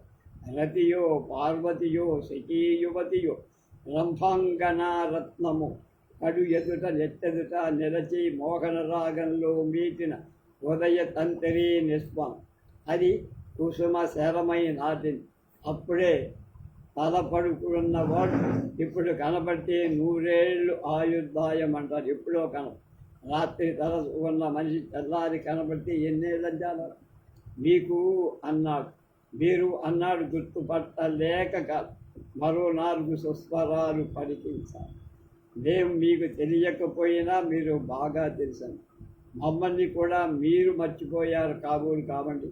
చూశారండి, ఆ రోజుల్లో వాల్తేరు నుంచి సామర్లకోట వరకు సింహాద్రి ఎక్స్ప్రెస్లో మనం ముగ్గురం ఒకే పెట్లో కూర్చొని ఆ రోజు ఆయన సాగనంపడం కోసం నేను సామర్లకోటలో దిగబడిపోయానండి. తమరేమో వెంటనే ట్యాక్సీలో వచ్చారు కదండి. ఓహో, మీది ఈ ఊరేనా? మాదేమో ఈ ఊరేనండి. వారు కాకినాడలో ఉంటారండి. తండ్రి చాటు బిడ్డండి. ఇవన్నీ తర్వాత మనవి చేస్తాను కానండి. వారేమో ఇప్పుడు ప్రిన్సిపాల్ గారి రూములోకి వెళ్ళారని, ఇంటర్వ్యూకి వచ్చారని, అకౌంటెంట్ ఉద్యోగానికని. ఆ మాటల్లో ఇంకా దగ్గర సాగొచ్చి రాఘవుని 2 చేతులు పట్టి, అయ్యా అయ్యా, వారికి ఎలాగైనా ఈ ఉద్యోగం రావాలని, ఈ ఊళ్ళో ఎవరిని అడిగినా ప్రిన్సిపాల్ గారికి మీ మాట మీదనే గురి అన్నారని. అయ్యగారు, మీరు మా మీద దయ ఉంచి వెంటనే పెళ్ళి కలగ చేసుకోవాలని, కాస్త ఆలస్యమైన విషమైపోతుందని. వారికి ఇలాంటి పద్ధతులు తెలియవండి. వారి ఇక్కడ ఉద్యోగం చెయ్యటం నాకెంతో మేలండి అని చేతులు మళ్ళా పట్టి అతడి కుడి అరచేతిలో తన బొటన వేలితో నొక్కి ఆ నిమిషయం ఇంకా సంకేతం అర్థం చేసుకోవడానికి రాఘవుడు సతీ సీతారామలక్ష్మి కొంత అపచార ద్రోహం తలబెట్టడానికి ముందుగా నిర్ణయించుకోనక్కర్లా. బీజం మీద ఉన్నట్టుగా క్షేత్ర ప్రసక్తి లేకుండా సద్యోపలితం ఫలితమైన వృక్షంగా మారగలిగిన క్షణము. సరే, నువ్వు ఇక్కడే కూర్చో, 5 నిమిషాల్లో వస్తానని ఆ పక్కనున్న క్లాస్ రూమ్లోకి స్టేజీ మీద కూర్చిన కిర్చీని దింపి, అతని పేరేమిటి అన్నాడు ప్రిన్సిపాల్ రూములోకి. ఒక్క నవ్వేతారు వజ్ర వయుడూరియా, అవేం తక్కువ ప్రలోభాలు కావు. దానికి తోడు అతన్ని అలా కాలేజీ నుంచే కాకినాడ పొమ్మని సాగనంపేసి తన వేలు చూపి గుసగుసలాడు. ఇంతలోనే తన దగ్గరకు వచ్చి, మా ఇంటికి దయ చెయ్యారండి మాస్టారు తమ, ఇప్పుడే ఇలాగే అని ఆ దరఖాస్తపూరిత ఆహ్వానం అసలేమి తక్కువ ప్రలోభం కాదు. కోటకి వెనకపై కొంచెం రద్దీ తక్కువగా ఉండే వీధిలో పురాతనమైన ఒక పెంకుటింటి ముందు 2 రిక్షాలాగి, వీధి గుమ్మం ప్రహరీ గోడ, అక్కడున్న ఖాళీ స్థలం, మొదటి వరండా గది, పాతదనము సంప్రదాయ వైభవము తెలియంత గజిబిజిగా తోచాయి రాకు. వరండా గదిలో 3 ఖాళీ కుర్చీలు, ఒక టేబుల్ ఫ్యాన్, దానికి ఎదురుగా పడ కూర్చొనే ముసలమ్మ. ఆవిడ అస్పష్టంగా గొణుక్కుతున్నా ఉన్న అది కృష్ణ కర్ణామృతంలోని శ్లోకమే అని గుర్తుపట్టాడు రాజు. అందుకోసం అక్కడ నిలిచిపోయిన రాఘవుని, రండి మాస్టారు లోపలికి రండి అని చెయ్యి పట్టుకొని ఆపాడు. మా అమ్మమ్మ కళ్ళు ఆనవు అంది. ఎవరే గురువుచి అంది ముసలి. అయ్యవారమ్మమ్మ అని కంఠంలోనే ప్రసన్నతే ఉంచి కళ్ళలో విసుగు చూటి లోపలికి అన్నట్టు రాఘవునికి సంజ్ఞ చేసి, ఉలూచి నీ పేరు? ఉలూచి కనురెప్పలల్లారుస్తూ నవ్వుగా ఉలూచి, నాకెంతో ఇష్టం. విజయ విలాసంలో చేమకూర వెంకటకవి చెప్పాడు, రూప విభ్రమ రేఖా కనులెందు నాగ కంజలే అన్నారు రాఘవ్. ఈ కలహంసయాన నన్ను ఎక్కడికెక్కడ నుండి తెచ్చే అని విభ్రమం అంతా అనుభవిస్తూ ప్రకటి. అంతేకాదండి, మేము నాగవంశీయులం కూడా అండి అంటూ ఆ లోపలి గది పక్కగా ఉన్న మరో గదిలోకి అడుగుపెట్టి, స్మర దివ్యాగమ కోవిదులు మదన శిక్షాతంత్ర విద్యావిధులు స్వరతారంభ మహద్వర ప్రవణం అని శ్రీనాథ సంఘ కవి శ్రీరాభిరామం అనే గ్రంథంలో చెప్పాడు. మీ వాళ్లకు కావలసిన పురుషుణ్ణి గురించి అన్నాడు రాజు. గురువుకి నవ్వి, లోపలికి దయచేయండి. ఆ గదిలో అడుగు పెడుతూ దాని వైలక్షణాన్ని గమనించాడు రాజు. మరో గదిలో అడుగు పెట్టినట్టు కాక మరో లోకంలో అడుగు పెట్టినట్టు. ఇంతకు ముందుంచి ఆ ఇంట్లో చూపిన గదులు దీనికి పొంతన పోలిక ఏం లేవు. రేపు కేళీ మందిరం అనాలా, కాండారం అనాలా, లేక ఏ శ్రీనాథ మహాకవినో అడిగి దీనికి ఒక కొత్త పేరు గుడికారం చెయ్యాలా అని ఆలోచిస్తూ, అయితే మీరు నిజంగా ఇప్పటికీ అన్నా. అవునండి, చెప్పాను కదండి, మేము నాగవంశీయులమేనండి, తరతరాలుగా ఇదే విద్యండి, ఇదే జీవికండి మాకు. మీ కిందాక కనిపించిన మా అమ్మమ్మ, 2 ఏళ్ల క్రితం రంభాత్వం పొందిన మా అమ్మ, గత 7-8 నెలలుగా రావు అప్పారావు గారి ఇల్లాల్నిగా ఉంటున్నా నేను కూడా అండి. మా అందరమూనండి శుద్రక మహాకవి సృజించిన వసంతసేన వారసులమేనండి. ఆ గది దక్షిణపు గోడ మీద ఎత్తుగా ఉన్న చోట అందంగా వేలాడుతున్న 2 తైలవర్ణ చిత్రాలు చూపించింది గురూజీ. మా అమ్మ అండి అని ఆ బొమ్మ సాక్షాత్తు దామెర్ల రామారావు గారి దయచేయించారండి. అలా తల తిప్పి మిగిలిన గోడలు చూశాడు రాఘవ్. రవివర్మ చిత్రించిన మేనక దమయంతి, రాసక్రీడ ముద్గల్కర్ రూపొందించిన రతిమన్మద, శివపార్వతి, జపాన్ నుంచి దిగిన నగ్న సుందరీమణుల బొమ్మలు రంగుల్లో అచ్చైనవి, భారీ ఫ్రేముల్లో బిగించినవి ఉన్నాయి. బొమ్మలు బాగున్నాయా అండి అంది. నిజంగా చాలా బాగున్నాయి. వీటిలో చాలా మటుకు అక్కడక్కడ చూసినవే కానీ ఎంత పొందికగా కళాత్మకం. వీటిని భద్రపరిచే ఇల్లుంటాయని తెలియదు. ఎప్పుడు ఎవరింటికి వెళ్ళలేదన్నమాట అండి మీరు. వెళ్ళకపోవడం అనేది అర్హత అనర్హత. నేనేం చెప్పినా మీకు నచ్చకపోవచ్చు. అవునవును అని రాఘవుడు. మరి ఇందులో ఉలివిచి అర్జుడు ఉన్న బొమ్మదేదే అని. అందులో లేదుగానండి అని కంటెగా నవ్వింది గుడి. ఇందులో ఉందండి అని డ్రెస్సింగ్ టేబుల్ సొరుగులా దాంట్లోంచి ఒక ఫోటో ఫ్రేమ్ తీసి, అది తైలవర్ణ చిత్రము కాదు, వర్ణ చిత్రం కాదు, ఛాయాచిత్రం. కాకినాడ ఫలాని స్టూడియోలో వాళ్ళు తీసింది. దాంట్లో ఉలుచి ఉంది కానీ పక్కన ఉన్నవాడు అర్జునుడు కాదు, అప్పారం. వాళ్ళ ఇద్దరి పెళ్లి గురించి చెప్పి అతను 3,600 రూపాయలు చెల్లించి 5 కాసుల బంగారం పెట్టి తన కులం స్త్రీల సమక్షంలో తాడిపెట్టి ఏడాది పాటు అతడు వచ్చిపోతూ ఉండదు. అలా అని అతడు రాకూడదనే నిబంధన లేదు. కానీ తన మొదటి బిడ్డ అతగాడిది అవడం తనకి జయమట, అభిలాష. కూర్చోండి. గదిలోకి తాము వచ్చిన ద్వారాన్ని మూసి మరో తెరుపు తెచ్చి కళావతి అని కేకేస్తూ లోపలికి వెళ్ళి పాతకాలపు పట్టి మంచం, దాని మీద ఎత్తైన పీచు బల్బు, దాని మీద ఒత్తైన బూరుగ దూది పడు, ఆ పైన ముదురు రంగులో ఉన్న షోలాపూర్ కలంకారీ గుడ్డు, ఓ వైపున 2 పెద్ద పెద్ద కాళ్ళ దిక్కున తల దిక్కున కూడా 2 గోడలు, పెద్ద బిల్వారీ అంత, సోమధర కట్టుకోవటానికి పంది, దానిపైగా సీలింగ్ ఫ్యాన్, మంచానికి తల దిక్కున ప్రెసిడెంట్ డ్రెస్సింగ్ టేబుల్, దాని మీద తృప్తంగా అలంకార సామగ్రి, పరిమళ సంభారం, మంచానికి కాళ్ళ వైపున ఒక పక్క చిన్న మేజ, దాని మీద ఒక ఎత్తడి పళ్ళెల్లో అచ్చం పింగాణీది ఒక యాస్ట్రే, ఆ పక్కన రాజదర్బార్లా ఉండేవి కాబోలని నమ్మే రకం పాతకాలపు సౌఖ్యదాయకమైన కుర్చీ. ఏ 100 ఏళ్ల నాటిదో ఉలూచి అమ్మమ్మగారి అలనాటి వత్సవాయి రాజావారు లేక బంధువులో ఇచ్చి ఉంటారు. అది దాని పనితనం, నిర్మాణ చూస్తే చేతులు, కాళ్ళు, వీపు, సీటు అన్నీ ఉత్కృష్టమైన దారు శిల్పానికి ఉదాహరణగా పేర్కొనదగిన డిజైన్లమయం.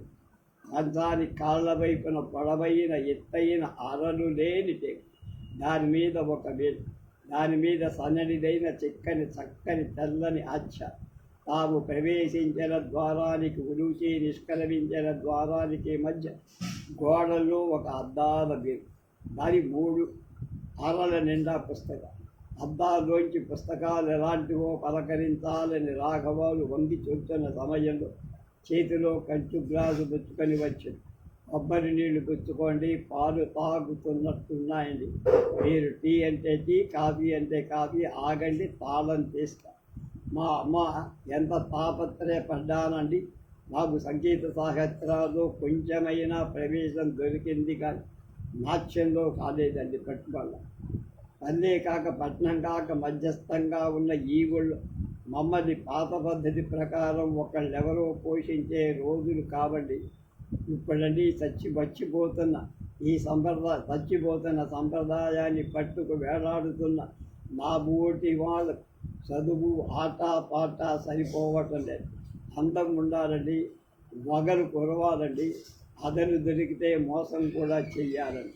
కొద్దిగా నటన, నాట్యం నేర్చి అంత మాత్రం చేతనే మా పెద్దది చెత్తదల్లు పుల్లయ్య గారి దినాల్లో ఇక్కడి నుంచి వెళ్ళిపోవటానికి సాహసించింది కనుక పెద్ద సినిమా తార అయిపోయి బాగా సంపాదించుకొని గౌరవంగా దర్జాగా బతికింది. ఇక్కడ నుండి పోతే పూటభత్యం పుల్ల వెలుగే కదండి, పూటభత్యం పుల్ల వెలుగు. ఈ కథలన్నీ విని ఆమె చదివిన గ్రంథాలు ఏమిటో తెలుసుకొని వాటిలో స్వారస్య ప్రధానమైంది. ఘట్టాలు కవి సమయాలు తెచ్చి ఆమె ఆ వాతావరణంలో నింపిన సంగీతాన్ని ఆస్వాది గడియారం చూసుకున్నాడు. రాజు వీణను తిరిగి టేబుల్ మీద దాని స్థానంలో ఉంచి మంచం దిగింది ఉలూచి.